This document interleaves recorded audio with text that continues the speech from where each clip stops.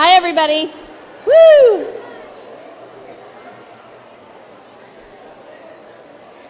All right. So we are ready to get started. Welcome to what is now the third annual Community Keynote. And I'm going to bring out, thank you.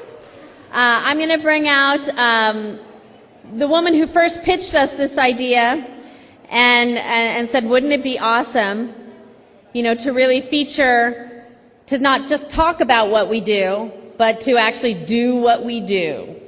So that's how it started, and it's been the highlight of the conference, I think, the last 2 years, and I think it'll be a highlight again this year. So please join me in welcoming Eden Marriott Kennedy from Fussy.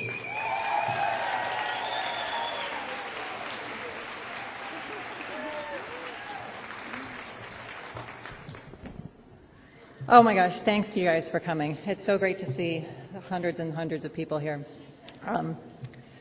We have a good lineup tonight, and you will laugh and you will cry, and I hope there are tissues nearby for you. If not, sleeves.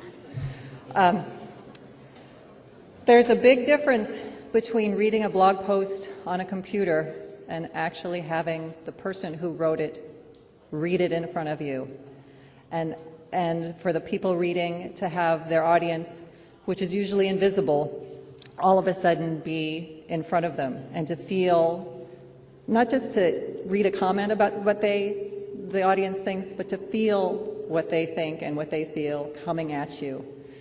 So nobody's throwing up backstage, but there's some nerves. So I want to thank Elisa Kammerhart, Lisa Stone, and Joy Desjardins for the incredible work they do on this conference.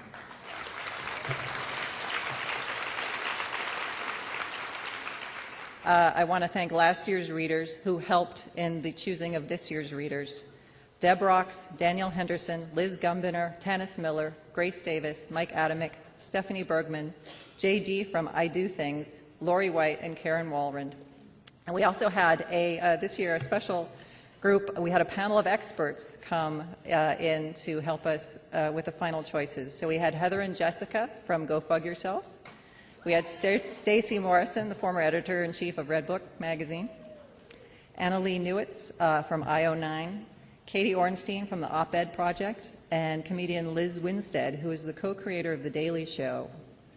Back when Craig Kilborn, does anybody remember? That was, yeah, all right. Okay, so let's start with our first reader. We had 5 categories, and the first category we're going to have readers from is the life category. Deborah Goldstein is our first reader. Her blog is Peaches and Coconuts.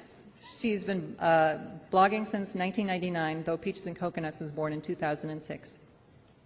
Her favorite thing about blogging is that it keeps her from watching too much reality television. Her greatest fear is that her partner will die before she does, and she'll have to cook for herself. And her motto is, relax, there's an ointment for just about everything. Deborah?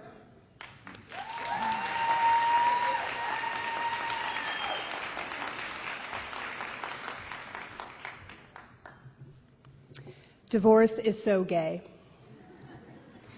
During the past 2 weeks, friends have told me about 4 recently separated couples in our local community. All 4 couples are of the lesbian mom variety. It just so happens that I don't know any of them personally.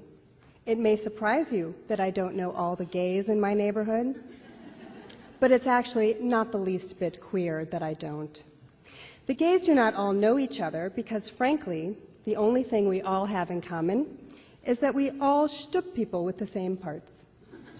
Oh, and we're all denied equal rights because we shtup people with the same parts. But before I go down a political path, my aim was to discuss dyke divorce, family style. When I was around 11 and my mother lamented the state of the Jewish people, she'd wring her hands together and say to no one in particular, "First, the Orientals take our valedictorian spots away from our children in our schools, and now divorce. I'm sick about it. I'm just sick about it. I didn't get it. Why are you so upset that the Shapiros are getting divorced? Isn't it better to be divorced than to stay in an unhappy marriage, I asked. Jews don't get divorced, she would snap. And I'd quickly find somewhere else to go to avoid any further tutelage. This was the same woman who told me that Jews don't drink. And I know from personal experience that that information is just plain false. My mother always believed that the Jews subscribed to a higher moral code than the rest of humanity. Any indiscretion was a slap in the face of our people and a punch in my mother's stomach. I tried to ignore her as best I could. But 4 Dyke divorces later, and I'm my mother. I'm gutted that our families are breaking apart. I take each divorce to heart, even though I have no connection to these people whatsoever. It's not easy, this gay family business. Being out loud and proud is challenging enough in this country, but having children is an entirely uber level of struggle. You know, most of us don't have sperm on tap. And there's no dollar store for children, I'll tell you that much. Anyone gay or straight who has not been able to or who has not chosen to conceive children on their own can appreciate the expense and emotional roller coaster ride of fertility treatments or the adoption process, or the boundless courage and detailed planning that goes into snatching a small child from an unattended shopping cart. There are plenty of opportunities throughout the making of a gay family for either party to pull out, so to speak. I'm not a betting gal, but I'd put money down that none of these women thought, we're going to pool all of our money and spend a small fortune and obsess about motherhood for months or even years to have a child with this love of my life, and we'll be each other's support system while we're on macrobiotic diets and flipping out on fertility hormones. And together, we're going to face all the legal and administrative hurdles of adoption, and when we finally have our beautiful child, well, maybe we'll break up. I know that no couple thinks about their relationship unraveling before they have kids, gay or straight. I just wanted to believe that if you survived all that mishigas of family making, you were somehow more committed to your partner than the rest of the married population. I also wanted to believe that my planter's wart would just go away on its own. The fact is that gays are no different than anyone else. Why should we be? Wasn't it a woman wise beyond her years, a sage in fact, who once said that the only thing that separates gays from the rest of the world is that we shtup people with the same parts? Who's to say that my partner, Gabriella, and I won't go our separate ways one day? Once our kids are old enough to cook for me, I might not need her hanging around anymore. Gabriella did not care for that bit and asked if I would consider removing it from the blog. And I told her that I would not remove it, but I would be happy to post her disapproval. Open communication is key in a marriage. I would prefer if families were somehow immune to divorce. It would be nice to believe that gays could show the world how it's done. But it's time to get my head out of that rainbow-colored sky and come back to earth. Divorce is not necessarily a bad thing. It could be the beginning of happier days for everyone in an unhappy family. I hope that's the case for anyone in this situation, regardless of whom they shtup.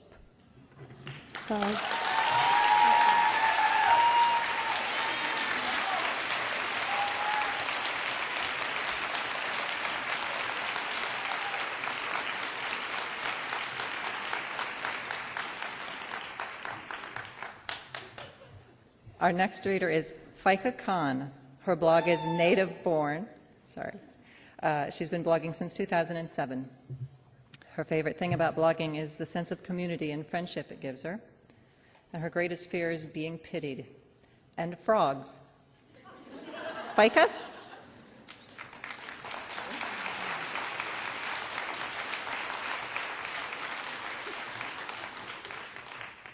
There are a lot of you, wow. Okay. This post is called Welcome to American. The notion exists that, in some way, every person who leaves their nation to settle in the United States is running away from something bad and towards something good. Frankly, nothing could be further from the truth for a lot of the immigrants that I know. The truth is that in this nation, there are many foreign-born individuals who were neither tired nor hungry when they arrived on our shores. That wasn't supposed to be funny. The leaving of one's homeland is a concept that's more than familiar to me. Nearly 60 years ago, both sets of my grandparents left their ancestral homes in India, and they crossed a man-made border, and they became Pakistanis. And 20 years after that, their children left Pakistan and magically became Americans. So I am a woman who is very aware of the artificial aspects of the construct that we call nationality. Still, nearly 2 weeks ago, when we received a letter from INS instructing my husband to report to his oath ceremony, I reacted with a considerable amount of glee. "Daddy is going to be an American!" I cried to our daughter. "Isn't that wonderful? Congratulations, Daddy! Isn't it exciting?" And then my husband smiled an odd smile, not the kind of smile that I expected. It wasn't that usual smile, this really bright one that has gotten him free tickets to Disney while standing at the gates with his wallet out 2 times. This was a sad smile. It was the kind of smile that you force onto your face when you know that you're leaving something precious and meaningful behind. It's the kind of smile that you have to put on your face so that other people are unaware of a pain that resides behind it. You see, like so many immigrants in this country, my husband has nothing to run from. If he lived in India, his life would be beautiful and it would be amazing. He would fit in all the time. He wouldn't have to bend his mind around the most simple of cultural nuances that we take for granted. He would never have to mow a lawn, do the dishes, or clean the pool. So in all ways, his life would have been easier in India. And these things did not occur to me until I saw that sad smile on his face. In an instant, that smile reminded me that being the native-born American child of immigrants is not the same thing as being a naturalized American. We, the children, are beneficiaries. We don't feel that acute pain of turning over an old passport for a new one. We don't feel sensations in our hearts that make us feel that we are somehow betraying who we are and the people that we're leaving behind. I do not have words for my husband on this day that will quiet those thoughts. They might be true. I don't know. I do know this, though. I can recognize that he did not decide to become American because India is a bad place or that the people are terrible there. I can recognize that opening one door means closing another, and that it is okay and completely understandable to feel ambivalent and maybe even a little sad about that. I can recognize that he, like my parents, did this for me and for my children. And that as our children get older and he tells them that he became an American for them, they will grow up as I did with a deep feeling of importance and a sense of destiny because of his actions today. I can also recognize the wisdom that we live in a world where international alliances are precarious at best, and the borders and hearts of every nation become a little less welcoming with every year that passes. At the very least, having matching passports would offer this family this perceived comfort of knowing that we're always going to be together. On this bittersweet day, I can recognize that more than the word congratulations from me, he needs to hear the words thank you. So to my husband, on this day, I want to thank you for doing this. Thank you from me, from our kids, from your family. It is my hope that on this day, your very first day as an American, that doors will open before you to all sorts of joys, prosperity, and goodness, and that this hope will help quiet the feelings caused by the ones that are slowly closing behind you. Thank you.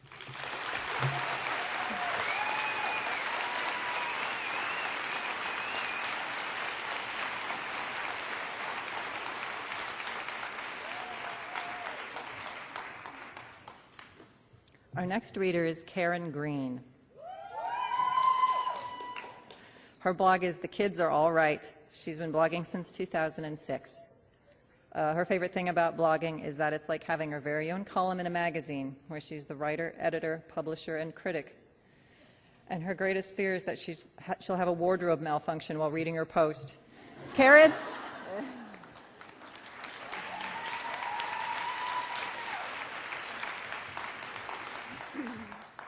I'll just lower this a lot. This post is called Miami. Only one bathroom. The woman behind me looked ahead at the half-dozen other passengers waiting for the tiny toilet to be available. I smiled and nodded. I should not have had that second coffee, she said, and we both laughed politely. She looked like any of my great aunts, like my grandmother. She was shorter than me, and maybe age had done that, but if it had, she was retaliating by maintaining a gravity-defying hairstyle. The woman continued, and somehow in the 5 minutes that we were in line to use the bathroom on a crowded flight, I learned that she was on her way to Miami for the winter because her husband couldn't take the snow. I also learned that she was a Holocaust survivor, that she was Lithuanian, that she had been 6 years old when she was sent to the camps, that her father and brothers never came out. I was astonished, not because of her footnote version of her horrifying past, but because I was on my way to Miami with my best friend to share my birthday with her grandmother, who was turning 94 on the same day, and who was a Lithuanian Holocaust survivor.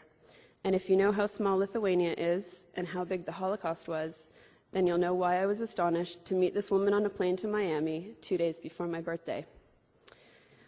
We met in Vilna, the ghetto, of course. Where else was there to meet someone? We were not allowed to leave, so in ways of romance, you took what you could get. Good thing what I got was so nice. We wanted to be married because we heard that they would not separate you if you were married. It was not true, of course, like most things we heard. But we wanted to be married, and we were not allowed.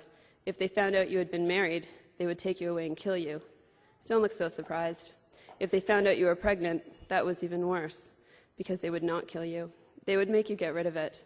And if it was too late to get rid of it, they made you have the baby, and then they took it. It was better to get rid of it. But we went to the rabbi, and he said, come back at 5 in the morning. So we met the next day at the rabbi's, and he married us. That was it. We came alone, and we left alone.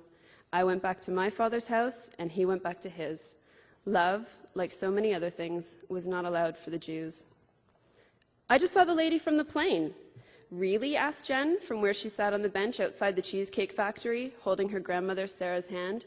I told her it had definitely been her.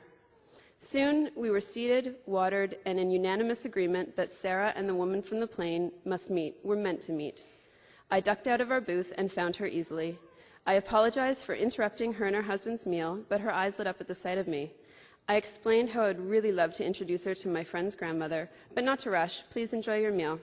I asked their names and said goodbye to Marcia and Fridas for the time being.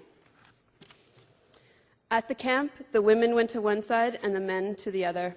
The mamas held their babies, but as long as you could walk, you walked. At first, they let the children stay with their mothers. My sister Ethel was with me, but only because they did not know we were sisters. I had my maiden name on my papers because I wasn't allowed to tell them that we were married, and Ethel had her husband's name. My sister Anna too came later, but only because she also had a different name, her own husband's name. They let her stay in our block because they did not know that we were sisters. If they knew, they would have separated us. Our stepmother was also with us, but when we were brought to work the next day, she was not with us. When we got back, we thought, where's Mama? But they had taken her away while we worked. She was not an old lady, but she was too old for them. The mamas with the babies, too, were together, but only for the first night. The next day, the mothers had to go to work. The babies also were not there when they got back. No, I was from Memel. You know where is Memel? Sarah asked. No, I don't know. Marcia shook her head. You know Memel? Sarah pointed an accusing finger at Fridas, Marcia's husband, sitting on the other side of the table. Ah, Memel, sure, I know Memel. I am from Grobina. Ah, you are Latvian. Sarah turned towards me. He is from 90 kilometers from my home, she stated proudly. Where were you in the camps? Marcia asked the question as casually as I might ask another mother where her child went to preschool. Countess, replied Sarah. Ah, Fridas leaned forward. Me too, 1944. And you? 1944 also, and my husband too. Marcia, Fridas, and Sarah sat back, and a quiet fell over the group. Strangers, mere moments earlier, I saw that underneath the table, Marcia and Sarah were clutching hands. They gave us pills so we shouldn't have our periods. We shouldn't have our husbands, our sisters, our children, nothing, not even our periods. No food. One slice of bread each day, and if it was moldy, you shouldn't complain. No warm clothes in the winter, but if you were cold, you shouldn't complain. No shoes. When we arrived at the camp, there was a pile of shoes 10 feet high. I thought, what is that? My God, it was children's shoes. A pile 10 feet high of children's shoes. My sister Anna never got her period back, but she shouldn't complain. There was a pile 10 feet high of shoes that never got their children back. After about 15 minutes, our food arrived and Marcia and Fridas got up. Goodbyes were made, but these were not the goodbyes of polite acquaintances. These were the goodbyes of people who knew what it was like to find out, over and over again, that the last time you saw a person, it would be the last time. Marcia hugged me and kissed me and said close in my ear, "Thank you." Then she looked at me at arm's length and smiled. She looked at Sarah. "I'm going to go home and cry now," she said quietly. On the eve of my 35th birthday, I looked at the woman on the eve of her 94th. Well, I thought as I sat down, then I guess I can wait until I get home, too. Thank you.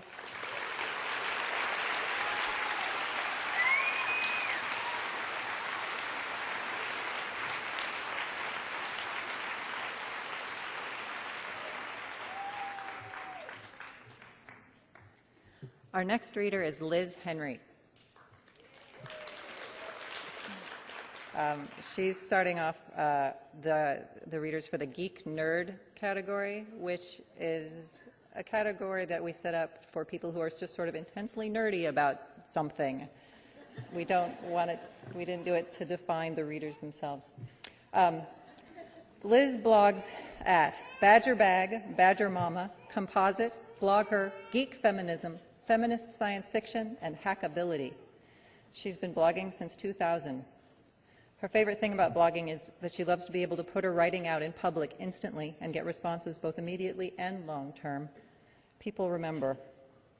And her motto is, never mind maneuvers, go straight at 'em. Liz?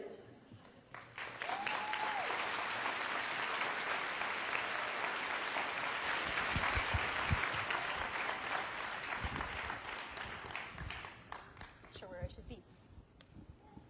Hello, ladies. What is geek? Today, I was washing the flowered handkerchiefs my sister made me. When the hankies got wet in the sink, I could feel all kinds of slimy mucus on there. I thought, what makes mucus do that? What's going on chemically? Is there a scale of measurement to describe snot's ability to dry up and then re-slime? Must look up viscosity. Later that day, I spent hours reading about soil science. That led me to giant government websites, maps, explanations of whether the soil in my area was firm enough for tanks to cross or soft enough for mass burials in pits. I absorbed the beautiful jargon of the taxonomy of soil. Then I had this weird flash, like time travel, where I was mentally telling all of this to this girl Susan I knew in middle school. I could see her very kind but skeptical smile. This imaginary middle school Susan sighed and said I was such a geek. She said I was like a boy. Another moment popped into my head. At BlogHer 05, when Mina Trott from Six Apart stood up and started babbling about knitting blogs, I kind of freaked out. I was like, oh my God, CNN is here. I thought you were going to represent and be my computer programming coder rock star, and instead you're talking about knitting. How embarrassing. Never mind the snot and the soil. Anyway, we're finally getting noticed as women doing stuff on the web, not just as blog writers, but as deeply technical women, and now knitting. I tried to suspend my judgment, persuading myself, well, women do knitting, and women talking to each other on the internet is inherently good, so I guess it's good they find each other there and talk about what they like, which is this trivial, stereotypical, embarrassing, girly thing. I might as well be talking about Barbies and painting our nails. I could see Mina knew she was being misunderstood, and that the media was going to mangle her message. As I thought about this over the years, I understood the dynamic of what was happening. I'm so sorry now for my ignorance and my misogyny. I was so wrong. Now I know that knitting a sock is this amazing thing, like building a suspension bridge, a feat of engineering, and it's like code in that it is actually code, but made out of physical stuff. Textile geeks have patterns that are code that convey technical information. They reverse engineer and reinvent marvelous things, knitting coral reefs and digestive systems and enormous protein molecules, along with socks and sweaters. Now I'm kind of a knitting groupie. I signed up on Ravelry just to swoon over the textile rock stars. As I washed my snotty handkerchiefs that day, I thought about boys in middle school. I don't know why I'm obsessed with middle school. While my being a geek made me like a boy, being a geek for boys meant they were called girly or gay. Being weird for them meant that gender norms, for me too, being weird meant that gender norms could be used against us. For geeks who were boys and then men, I think this influenced and still influences a defiant need to define geek as male. Geek macho insists on heteronormativity, defines girls as a thing apart, claims geekiness for manhood. I'm not a knitter still, but I do have some skill with string. I can play cat's cradle and make string figures. Like hand clapping games and jump rope rhymes, string figures are passed from girl to girl over the years. It strikes me we could learn something crucial as geeky feminists from the pattern of how young girls pass on this knowledge, and how that is presented as gendered knowledge, as something girls know how to do. Single crochet is just making a loop over and over with your fingers and thumb, tying the same sliding knot over and over. It teaches the skill of maintaining tension on a strand. It's a useful skill to make a weak cord into a stronger, thicker one. It's what you pay attention to. It's a stance towards knowing and doing. It's about communicating knowledge and process. I learned everything I knew about string from other little girls. Though I didn't realize it, that was my introduction into geek sisterhood. So teach your geekiness and pass it on. It's what girls know how to do.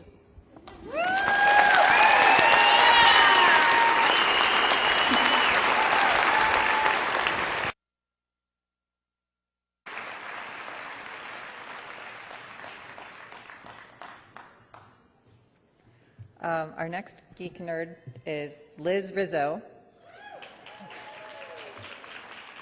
Liz blogs at Everyday Goddess, and she's been blogging since 2005. Her favorite thing about blogging is that it gives voice to the individual. We share how we are alike and how we are different and unique. Her greatest fear is that there's no such thing as magic. And her motto is Dio que te hopsala, which means aim high. Liz?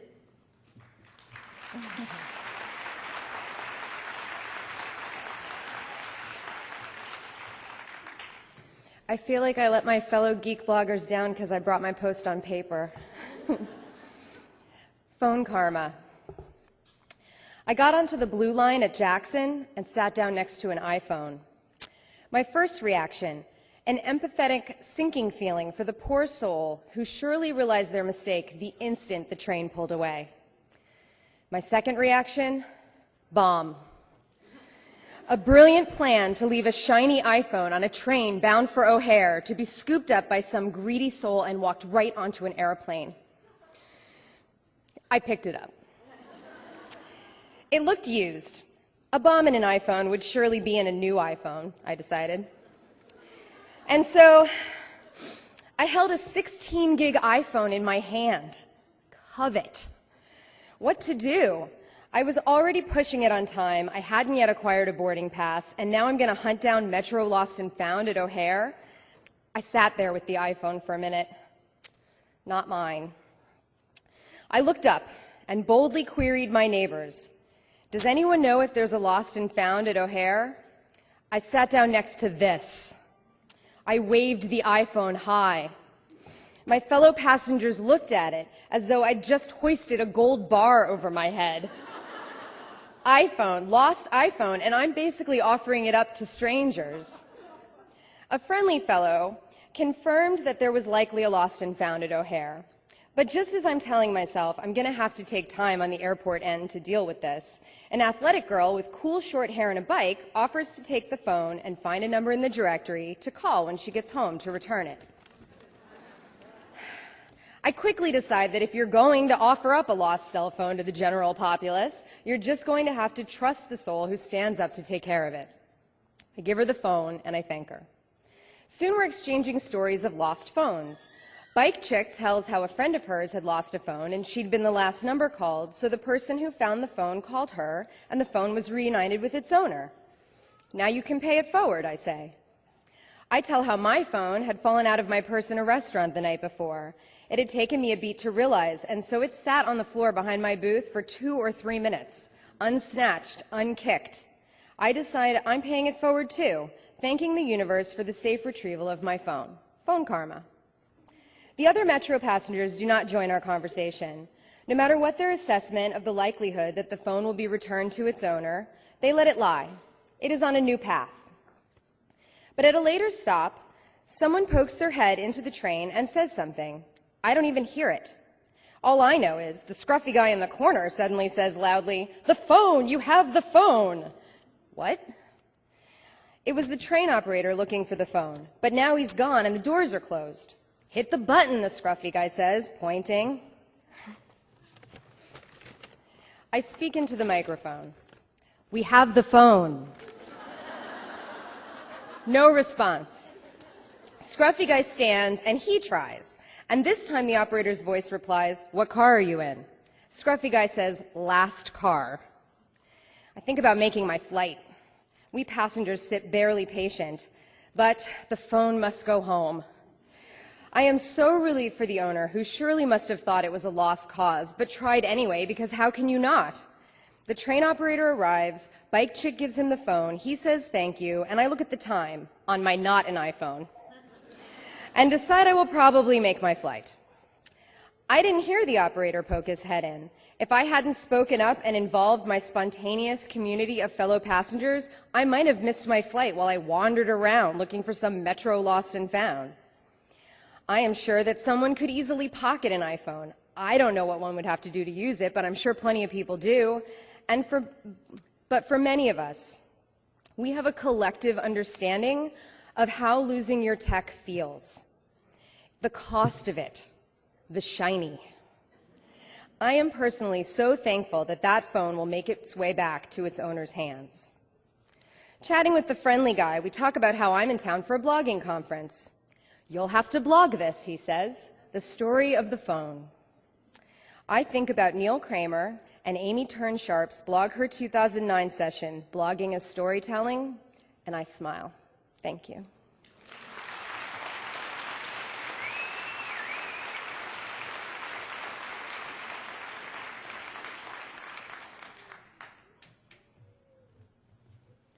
Our next reader is Sarah Kimmel. She blogs at Tech for Moms. She's been blogging since 2007.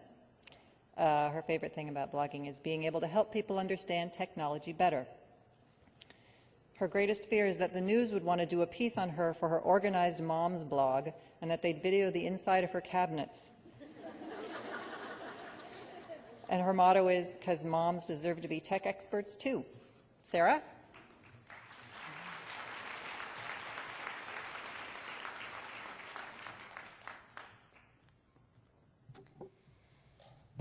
After about the millionth Facebook friend of mine joined the coalition of people who think that by joining this group I'll magically have a dislike button on my Facebook page, I decided this was a post that needs to be written. We've all seen them. Bill Gates is testing email forwards and wants to give you money. A little girl in some city is sick and needs prayers and/or donations.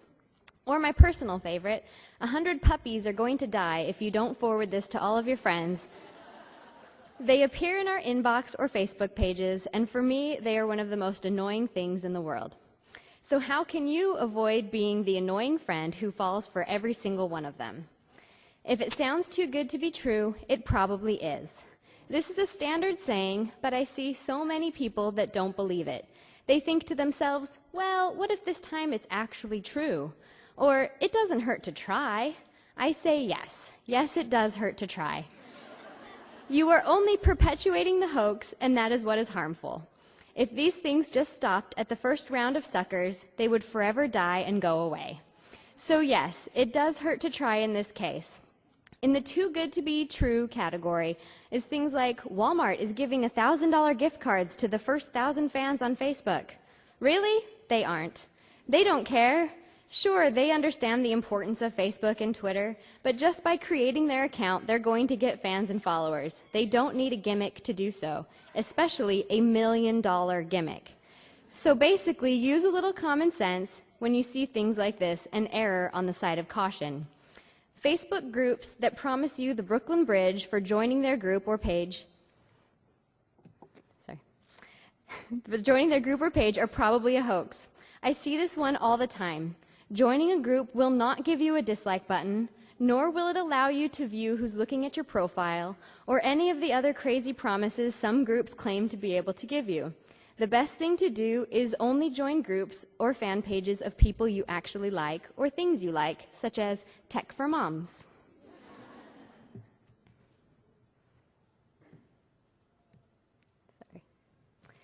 Do your research. If you get an email that sounds a bit fishy, or should I say fishy with a PH, Then check it out before you blindly send it along. Snopes.com is a great resource for all things hoaxy. Check with them and find out the real scoop on that. The last thing I want to discuss with regards to chains is Facebook statuses. A Facebook or Twitter status is to talk about things of interest to you. I've seen a lot of, if you love puppies, put your status as that for an hour. How about you say what you like so much about puppies and be original? If you want to stamp out autism or support the troops, then do just that. Write a letter to the troops or send a care package and then put as your status, I just sent a great care package to the troops in Iraq. You should totally do the same. Or, I just donated $10 for autism research. Here's a website that you can do the same. These are things that will actually make a difference instead of lacking originality and just passing off a lame chain. I promise to step off my soapbox now. Thanks for listening.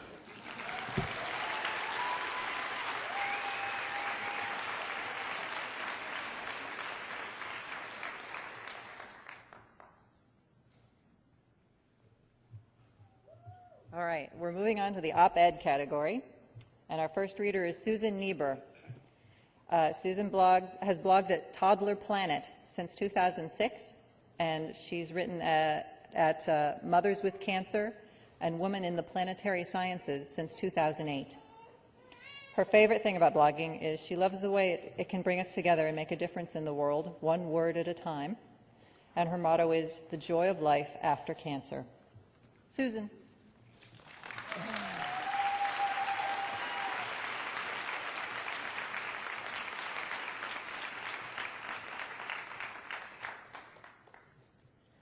Six months ago, colors started appearing in my friends' Facebook updates.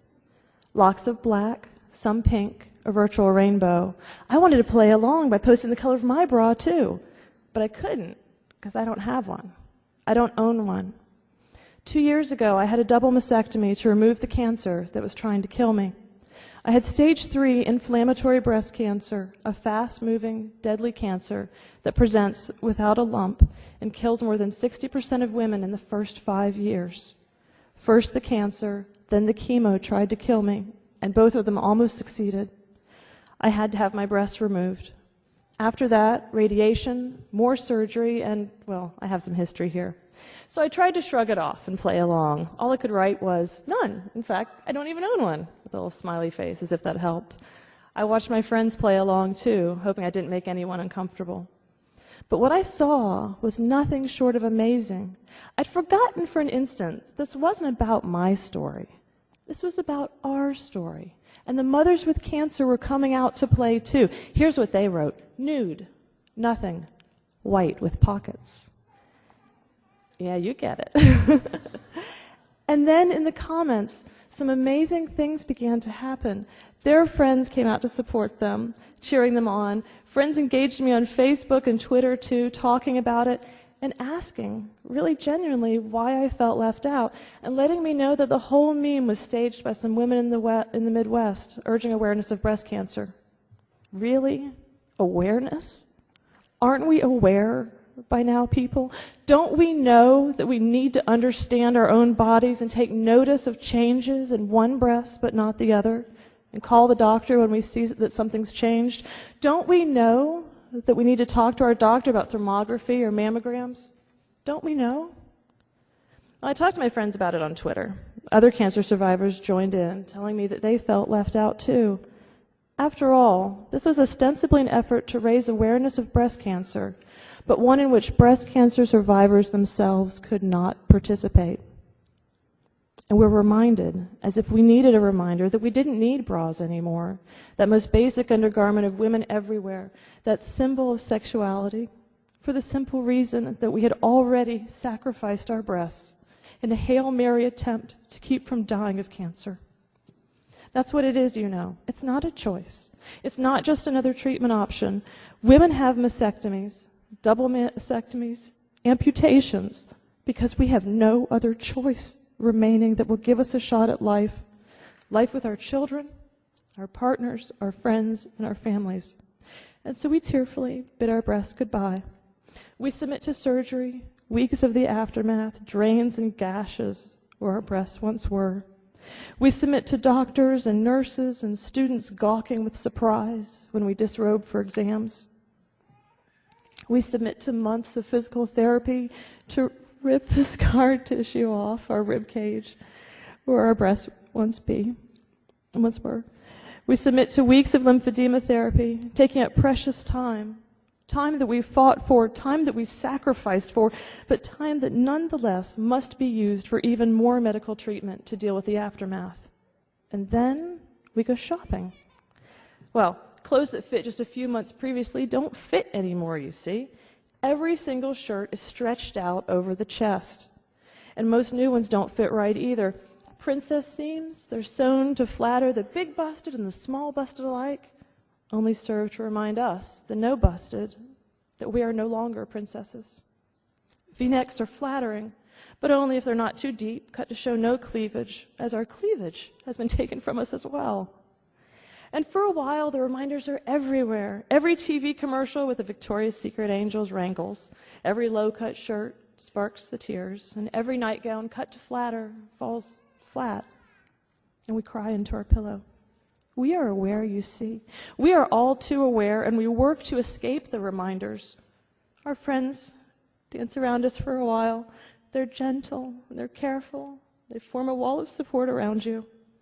And eventually, life moves on, and the wounds scab over, and the scars begin to form, until one day when a harmless meme rips them off, and you realize once again that you'll never be the same.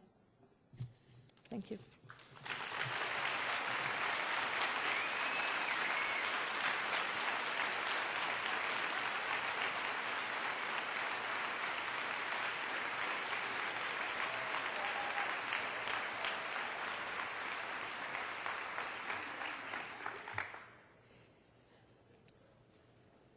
Our next reader is Lissa Rankin. Her blog is Owning Pink. She's been blogging since 2009. Her favorite thing about blogging is collaborating with others to help empower us all to live authentic lives and get our mojo back. Her greatest fear is being put in a box, and her motto is, don't settle for being well, be vital. Lissa.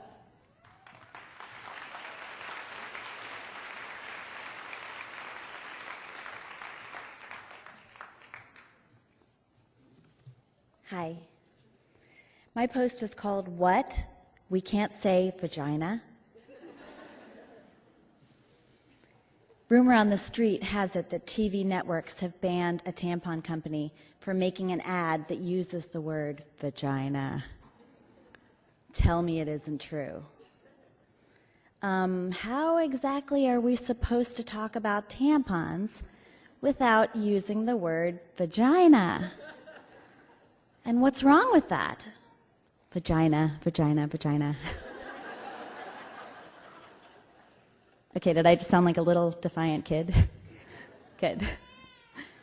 Apparently, after this infamous tampon ad was banned from 3 networks, they reshot the ad and replaced the word vagina with down there.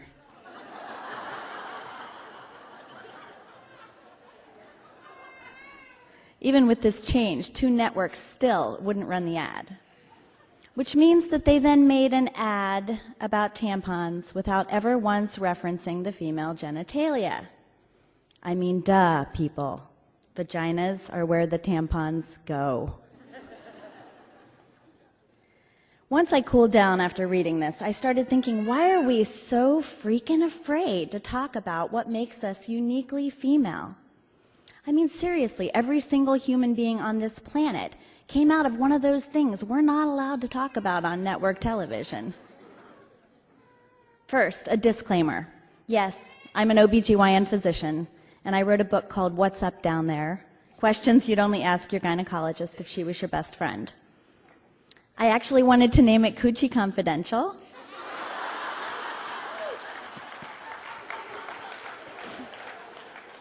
Thank you. My publisher wouldn't let me. I was told I could use the word coochie anywhere I wished within the text of the book, but not on the cover. Oh no, not on the cover. Down there was suggestive enough. So yes, I'm probably more comfortable with vaginas than the average human. I've delivered other women's babies through them. I've done pap smears inside of them. I've operated on them. I even have one of my own. Don't tell. So maybe I have a special perspective in feeling horrified that we're not allowed to use the word vagina on television. But I doubt I'm alone. Do these words make you feel uncomfortable? Maybe your mother called it front bottom or wee wee or grannies, whatever. But that doesn't mean we can't stop the madness and call it like it is. Vagina. Vagina. Say it with me. Vagina. Ooh, that was good. Thank you. Language is a key part of empowerment. How can we be empowered to be whole, beautiful beings who claim our femininity if we can't talk about it? And more immediately, it makes me wonder, what am I going to do when my book comes out in September and I'm out there on the talk show circuit? Can't you see me now? So, Oprah, yes, I wrote this book called What's Up? Bleep, bleep. It's an empowering book committed to helping women learn to love their bleep. The way I see it, you have to love your bleep to love yourself. Okay, so that didn't go so well. In response to this, You by Kotex launched a campaign to get women talking. They've created a series of hysterical ads that poke fun at the whole sterility of feminine hygiene ads. I mean, really, people, periods are messy. Get real. Own it. I say kudos to them. Let's tell it like it is. Let's say vagina, and let's change the way television and the rest of the world talks about what it means to be a woman. I mean, come on. We've all got them. There's nothing dirty or shameful or icky about them. Vaginas make the world go round. Vagina, vagina, vagina. Thank you.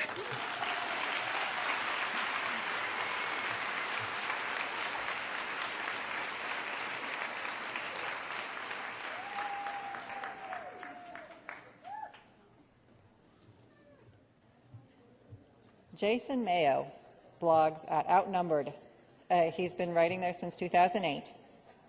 His favorite thing about blogging is he likes being a dad blogger because most of his readers are hot moms. And he always tells his wife that if she ever gets hit by a bus or leaves him, he's totally hooked up. His greatest fear is speaking in front of tons of hot moms and the threat of potential zombie attack. And his motto is, wish not for a lighter load, but a stronger back. Jason?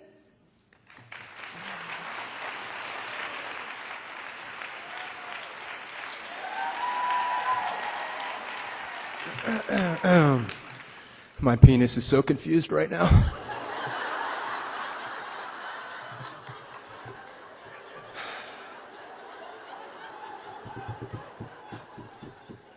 Valentine's Day is a greedy whore. I hate you, Valentine's Day. I hate you because you are right. I hate you because you remind me of what a complacent shit I've become. I hate you because you make me feel guilty. I hate your $50 roses and your fat, hollow, gluttonous chocolate face. I hate your funny digital musical cards and your plush little Cupid dolls. All reminders of my inability to give love consistently and unconditionally. You disgust me with your cheap satin negligees and your overpriced pajamagrams. I won't buy them this year. We own a closet full of unused spa days, gold pendants, and orphan teddy bears. My wife deserves better than you. She deserves better than me. Long before you came along, I wrote her love songs and poetry. I sent her letters that chronicled my unrequited love. I remember that courtship from long ago. She fell in love with me, and you had nothing to do with it. You're a cheap substitute. You're a greedy fucking whore.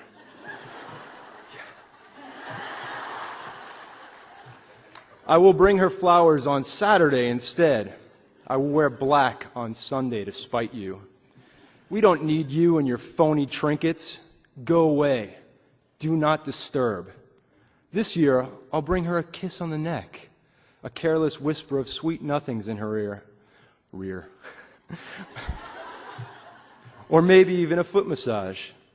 I remember how to do this. I don't need your goddamn help. I hate you, Valentine's Day. Fuck you and the winged unicorn you rode in on.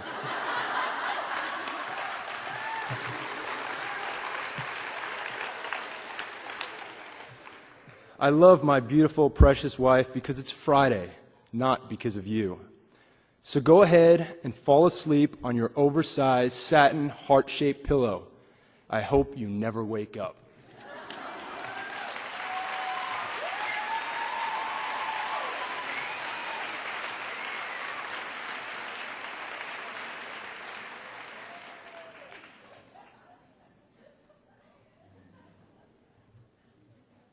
Okay, this is our first design blogger, Stephanie Roberts.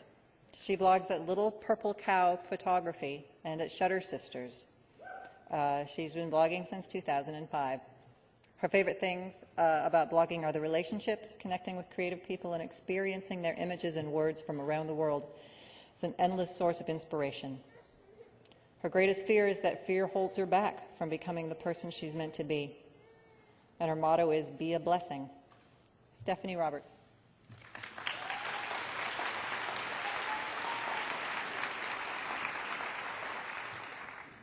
Hello. Last year, Jen Lemon and I won the Name Your Dream Assignment Photography Competition, sponsored by Microsoft and Lenovo.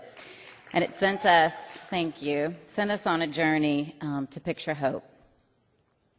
This is my project partner, Jen Lemon, and like a fire starter, she inspires me and pushes me to places I never thought I would see, and I'm eternally grateful to her. Picture Hope began with the story of our friend Odette from Rwanda. Having survived the genocide, Odette hoped for a better life for herself and her two daughters, Grace and Mutoni. When the opportunity came to reach for her dream, a life in America, she jumped at it. But there was a price to pay. She had to leave her two young daughters in Rwanda until she could earn enough money to send for them. But things didn't work out as planned, and 4 long years passed. But still, she had hope that they would one day be together. So we began Picture Hope with Odette's family in Rwanda. And for the next 3 minutes, I'll let the images speak for themselves.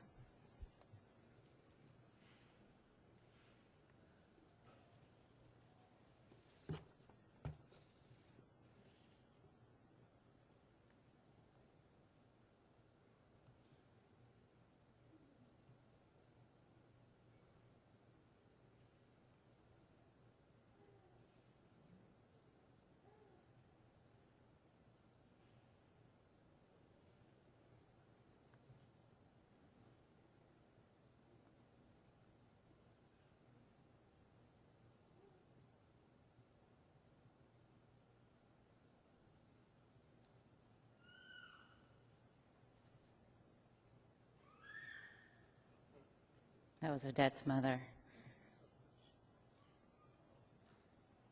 This is Mama Lucy. She has a school, Shepherd's Junior School in Arusha, Tanzania, and we spent time with her at her school. And she started this school in a chicken coop in her backyard.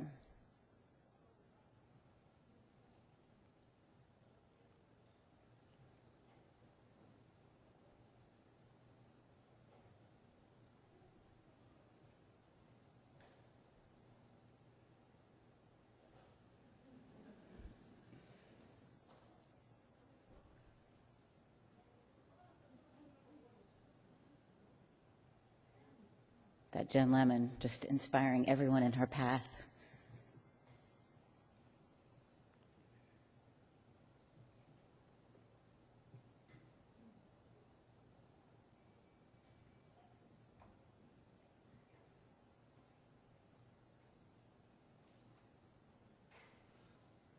These people are with Best Business and Entrepreneurship Support in Tanzania, and they do seed funding and microloans to the poorest of the poor in Arusha, Tanzania. Amazing people, and we got to meet some of their clients.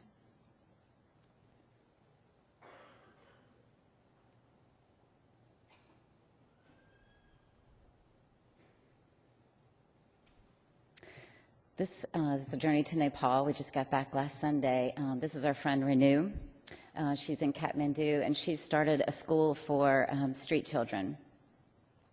And when we arrived there, she shared her school with us and some of her students. We went on a field trip together.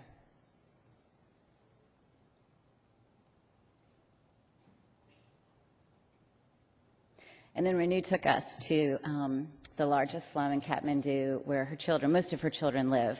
And we had a wonderful opportunity to spend time with the kids and their parents visiting their homes.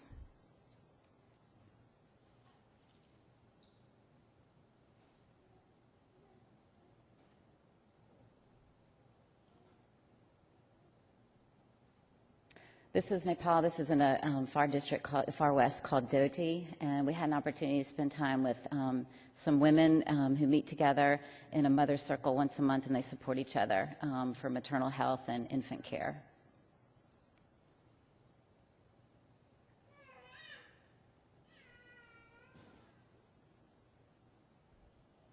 So what I found was that hope inspires action, yet requires great patience, a certain amount of faith, and a wide open space to help you prepare for what's to come when it's time for it to arrive.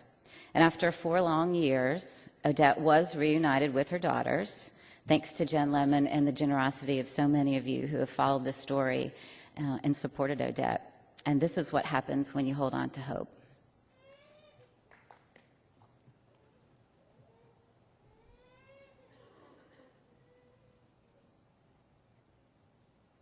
That's Dave Lemon,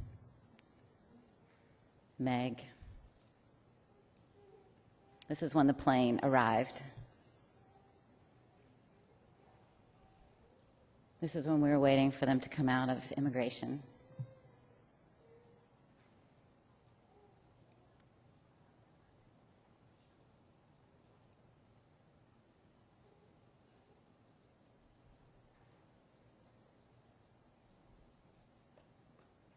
Thank you.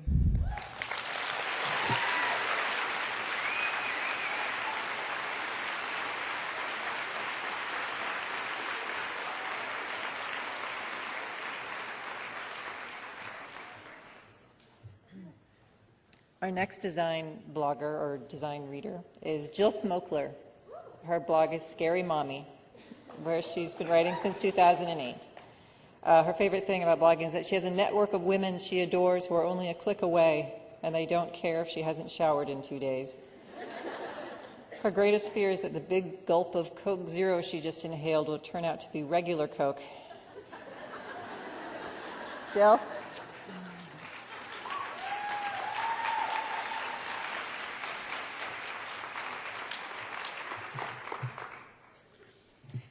I can take credit for the design of my logo, but the name and the inspiration I owe entirely to my middle son, who was 2 years old at the time when I was thinking of starting a blog, and he had seen some Disney movie. I can't remember what it was, but he was terrified of everything. He was afraid of his room and his bed and his car seat and his brother and me.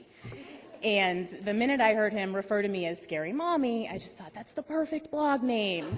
And fortunately, the .com was available, and I was destined to start my blog.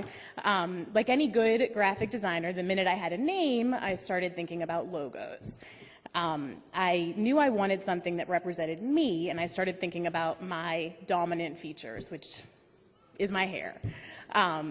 So my first thought was to go with a Medusa character with these nasty, hissing snakes everywhere. And I created a logo with an image like that, and I worked the words into the snakes, and I liked it, but I didn't feel like it represented every scary mommy out there like I wanted to do. So I started brainstorming other animals that would get across the nasty, harsh side of motherhood and came up with this lion. And I loved the tongue, I loved the red, it was perfect, but it was a little too harsh. So I girlied it up a little bit, and then came up with a star to put in the middle to form as a background for the type, and then added a crown, because I, of course, am the queen of everything, at least in my head. So those elements gave me the background of the logo. And the next step was to find a font. And I wanted something that was bold and legible and really easy to read, but that wasn't everywhere you looked. I wanted it to be kind of unique just to me. So I started looking at some vintage liquor labels and some luggage tags for inspiration. And I kept seeing the same sort of fonts repeated again and again. And I thought that that looked like the right font to me. And it didn't quite work until I put a black border behind it, but once I did, everything came together pretty well, and that's the logo. Remarkably, I have a bad habit of starting projects and loving them and starting logos and having ideas and then just being super sick of them 5 minutes later and wondering what I was thinking in the first place. And I love blogging. I love this community as much now as I did when I started, and I feel like the logo fits my brand and myself now as well as the day I came up with it. And I always said that if I ever went anywhere with Scary Mommy, I was going to slap a tattoo on my arm. So I'm not there yet, but I might be someday. So, thank you.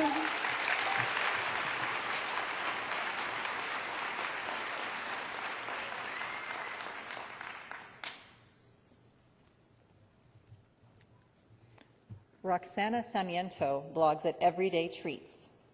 She's been writing there since 2005. She loves that blogging gives her a little piece of the internet where she can try new things like design, even though she's not a designer. Her greatest fear is heights, and her motto is beauty is in the details. Roxana.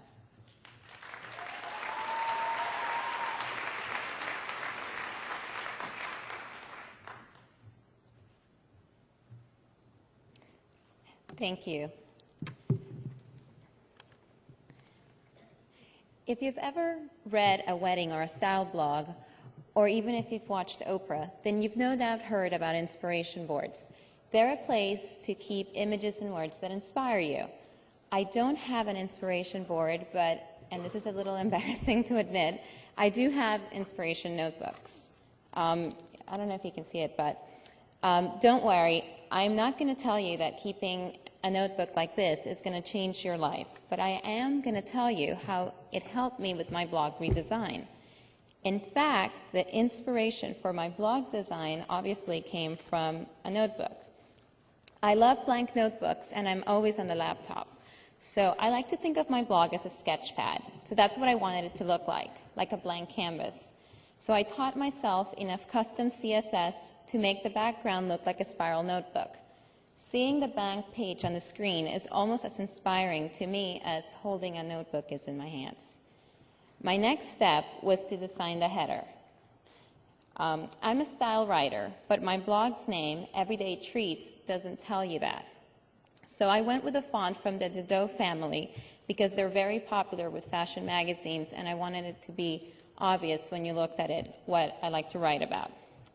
I chose the specific font called Italian Deborah because I like the way that the T on the header looks like someone took a little bite out of it, and I thought it was a little bit of a play on the treats part of the name. I'm sure no one has ever noticed that, but I like that detail. It makes me smile. Now, out of the whole redesign, my favorite part was the horizontal navigation bar. In the past, I've used category clouds on the sidebar. You know, the ones where you have all these categories and the one that you use the most gets bigger. I had those, but I found them to be useless because I never ever clicked on the categories, and I ended up with so many categories that I could never really find anything, which defeated the purpose. So what I did is that I thought about what it is that I like to write about, and I came up with 4 categories: style, beauty, nesting, and life. I decided to put them front and center on the header to keep me focused and to help readers explore the site. Now, when people come to my blog, they immediately know what the blog is about, or at least what it's supposed to be about. The pineapple on the navigation bar is the link to the homepage. I hate it when you're at a blog and you're exploring and there's no way to get back to the homepage, so I really wanted to put that there, but I didn't want to put home because I thought it would be confusing with the nesting category. So I chose a pineapple because it's a traditional symbol of welcome and hospitality, and I thought it would be fitting. Now, I'm sure that some of you are thinking that I've put way too much thought into the blog redesign. Perhaps. It's possible. But the way I see it, how many people that find your blog for the first time, for whatever reason, will take the time to read your About page? How many will find that post that you wrote 3 years ago, the one where you poured your heart out and where people will really get what it is your blog is about or what you're about, which is the point of blogging ultimately, no matter what your topic is? How many people are going to read your archives? Very few, and that's if you're lucky. But every single person that finds your blog is going to see the design. Intentionally or not, your blog design will tell readers a lot about you. Your words are the heart of your blog, sure, but good design is what leads them to read, which is why, of course, blog design is so important. Now, just because blog design is important doesn't mean that it has to be complicated. In my opinion, quite the opposite is true. You can just look at my blog. It's very simple, it's very basic, and that makes sense because, like Eden said, I'm not a designer, and I did this redesign on my own. I bought the images from iStock Photo. I used the TypePad knowledge base to learn the custom CSS, and they told one sentence what I needed to do, and I did it. The important thing is what the blog says about the author. You don't have to keep an inspiration notebook like I do, but I encourage you to spend time figuring out what it is that you like, to develop your personal style. It will make it so much easier for you to come up with a design that is unique and reflects you.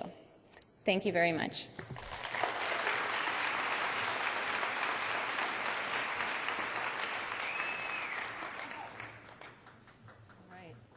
We've come to our last category, which is humor. Marinka blogs at Motherhood in New York City.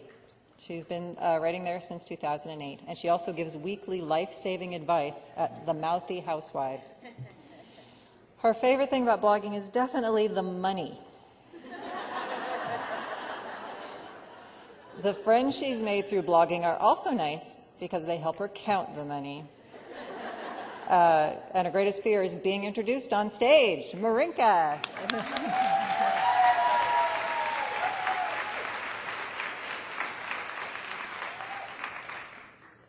My, this is relaxing. Fantastic news, everyone. I went to the doctor yesterday and found out that I gained 20 pounds. That means I'm really growing and developing. I bet I'm in the 95th percentile already. No failure to thrive for me. Before she weighed me, the doctor told me to take off my boots. What about my jewelry and other adornments, I asked. She said it wasn't necessary, even though I was wearing my platinum and jewel-encrusted necklace that spelled out Marinka loves people who comment on her blog in 6-inch high letters. I got on the scale and the doctor said, "Oh, well, you certainly gained some weight." "Thank you," I told her, because I'm not afraid to accept a compliment and see no reason to be coy. "Let's see if you can go the other way," she jotted something down. "Excuse me, but I'm heterosexual," I spoke up. I'm so sick of people hitting on me. Just because there's more of me to love doesn't mean that I go the other way. Instead of gaining, you should go the other way and lose weight, she clarified. Well, how do you like that? I now understand exactly what Kevin Smith went through that weekend when attempting to fly while fat on Southwest. And I suppose we have to thank Barack Karl Marx Obama for these insensitive doctors. Back when Bush was Cheney's assistant, you could have a doctor waterboarded for speaking like that to an American patient. But now anything goes. Lose weight, they say, and ask for a co-payment. I suppose I could lose a few ounces, I conceded, because obviously I'm dealing with an unbalanced doctor, and I don't want to be euthanized in a rage because I don't accept her diagnosis. According to this, someone your height should weigh 20 pounds less, she tells me, consulting some kind of a chart, probably astrological. Someone my height, I sneer. Yes, she's nodding. Do you want to discuss weight loss options? I could shave my legs, I plea bargain. You should cut down on carbs, she interrupts. Isn't there something less drastic? I panic. I could maybe pluck my eyebrows. And work in some exercise into your day. She's obsessed. I don't think it's healthy. To be honest with you, I'm kind of worried about her.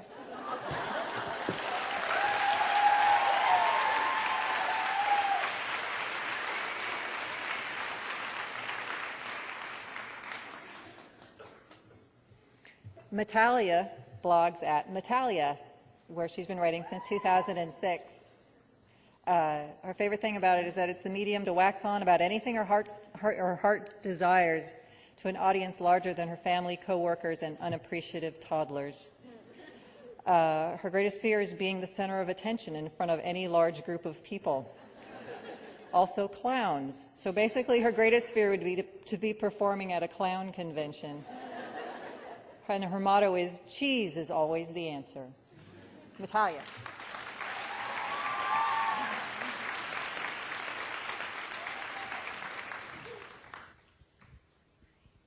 All right, this is a little post I wrote expressing my feelings about Twilight, New Moon. Yeah, y'all know me. My name is Bella Swan. Sorry, I'm going to start again. Yeah, y'all know me. My name is Bella Swan. Crushing on a vampire is also pale and wan. His name is Edward, look like a damn marble sculpture. No Shakespeare and crap. Yeah, my dude is mad cultured. His hair is shiny. Wait, I'm sorry. His hair is gorgeous and a sight to be seen, though clearly it ain't never been touched by a Pantene. It's shiny, it's flowing, just like Niagara Falls, like Paul Bunyan's ox babies do is 10 feet tall. But something bad just happened, hit me right in the gut. It was my birthday and I got a paper cut. No, really, that's it. It was nothing more than that. Then Jasper tried to eat me, and so Edward knocked me flat. Now, time out with just one sec. This is real important to mention. Something that I feel warrants a bit of attention. If just a little paper cut made Jasper misbehave, then how them vampires deal when I surf the Crimson Wave?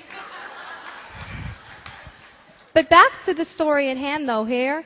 Edward abandoned me to keep me all secure. Looking clumsy on the best of days, concussions to my gourd. I'm bruising, I'm tripping, I'm like ex-Pres Gerald Ford. So how exactly is it smart to leave me all alone? It's truly quite a wonder I don't got more broken bones. And a lady, Vamp Victoria, is out to kill me good. So of course it's wise to leave my ass alone in the woods. I soon realized I see Edward when I act super dumb, hanging with Polanskis and racing bikes for fun. I decide I'm gonna become an adrenaline junkie. There's been no worse idea since that show Love Monkey. I enlist Jacob to help, and with him his hot ab muscles. Them cougar hoes be trippin'. Don't fight me, hoes, I'll tussle. I want him, I don't. I'm so damn undecided. I hate him, I love him. I totes just wanna ride it. Jacob soon mysteriously abandons my ass too. He gets all enraged and treats my friend Mac just like poo. I'm mired in what's become a real deep personal hell. But with these boys all leaving me, I wonder, do I smell? Surprise, Jacob's a werewolf, lycanthrope if you're smart. He first blows out his cutoffs, they shred and fall apart. And Jacob's doing wolfy things, ain't got no time for me. So I decide I'll run off and cliff dive into the sea. Sound Decisions is my middle name, but thankfully I'm buoyant. Alas, Alice, Edward's sister, she's usually clairvoyant. She sees me drown, she doesn't see that Jacob comes to save me from Victoria the vampire and the churning sea.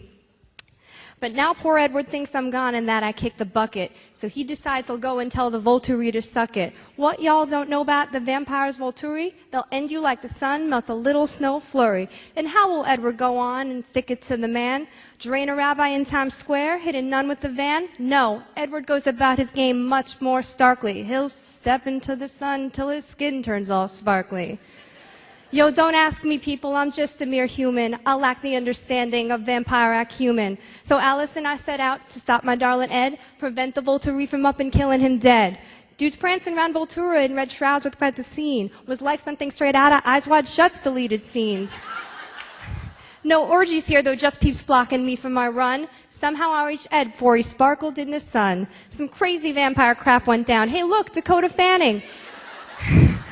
And some vampire tackled Edward, just like Peyton Manning. We left Voltura promising that I'd be turned vampire. The Cullens had sworn up and down, Volturi don't like liars. So here we are, a promise made, soon I shall be undead. I don't want to spoil things in case you haven't read. For what it's worth, though, I must say, now that we've gotten back, I'd still rather totally do those guys in the wolf pack.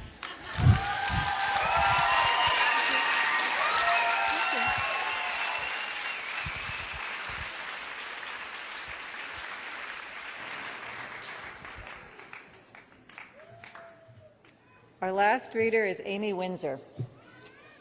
She's a contributor to the Bitchin' Wives Club, and she's been doing that since 2008. She loves the friendships and the 24-hour party on Twitter. Her greatest fear is spiders, and her motto is, every day's a holiday, every meal's a feast. Amy Windsor.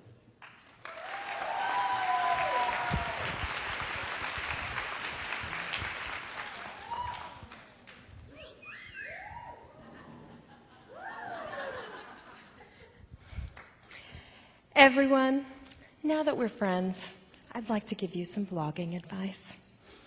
I know I didn't have to, but that's what makes me so nice.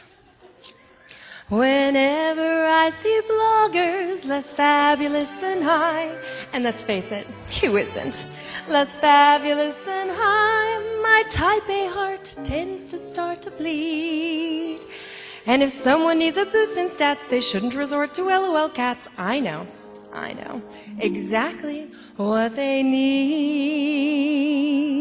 And even with your site, though it's the toughest site I've yet to light, don't worry, I'm determined to succeed. Follow my lead, and yes, indeed, you will be popular. You're gonna be popular. I'll give you the blogging tools and Twitter rules, ways to get more followers. Ooh, I'll give your website flair, the best links to share. Get you to the people you need to be popular. You're gonna be popular. You'll get comments from products for free. Get on everyone's blog roll. So let's start, 'cause you've got an awfully long way to go.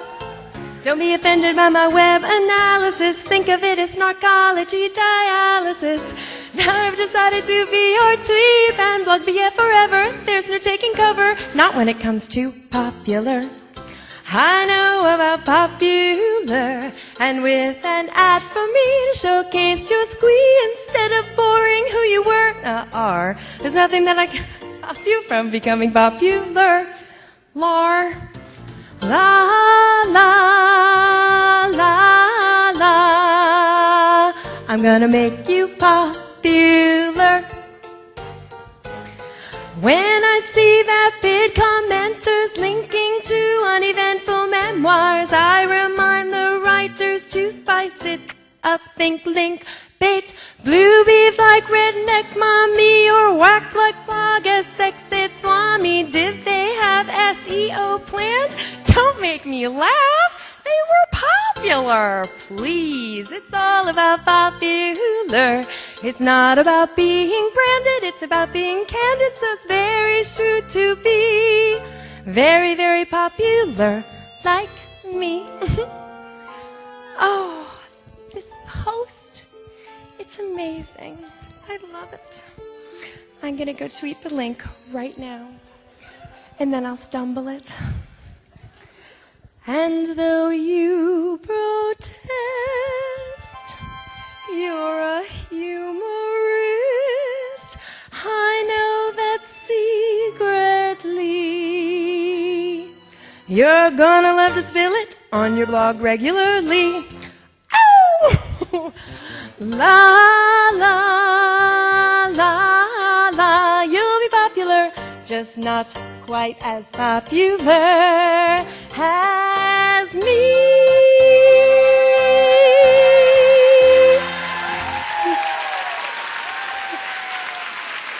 Thank you.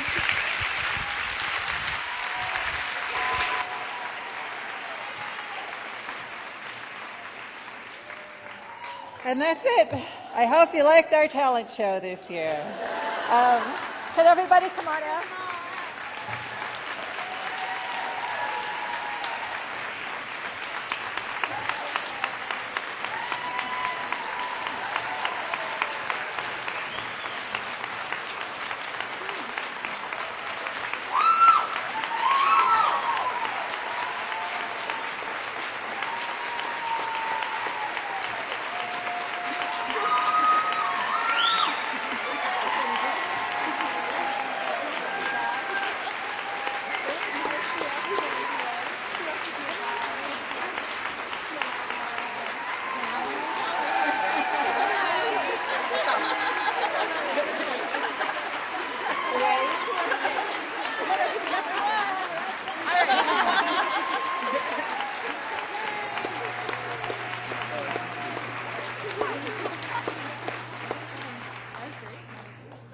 Thank you, everybody.